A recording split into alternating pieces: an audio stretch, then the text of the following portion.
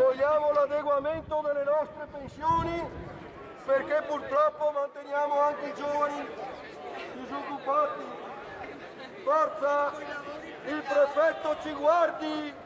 500 pensionati veneti dei 3 sindacati confederali sono arrivati in mattinata in campo San Maurizio, a Venezia, per protestare contro il blocco delle rivalutazioni delle pensioni sopra i 1.500 euro lordi inserito dal governo nella manovra finanziaria.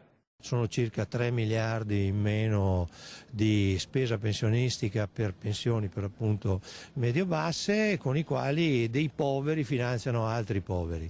Quindi il governo di fatto ha programmato quella che è la perdita d'acquisto del potere delle pensioni medio-basse per i prossimi anni, quindi ci ha fatto un bel regalo e su questo regalo ovviamente i pensionati italiani non ci stanno. In Veneto sono oltre 400.000 i pensionati colpiti dal provvedimento, circa un terzo del totale.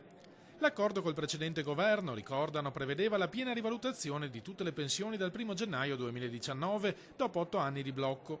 Questo governo si rimangia la parola e racconta ai cittadini che sta tagliando le pensioni d'oro.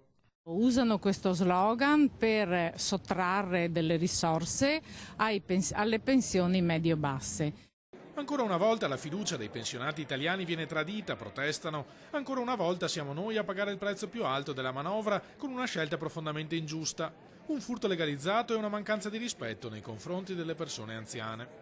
Non siamo d'accordo, quindi chiediamo un tavolo di confronto, ma soprattutto abbiamo rappresentato che impoverire i pensionati, che sono già quelli che sostengono figli disoccupati o nipoti disoccupati, vuol dire rischiare la coesione sociale del Paese.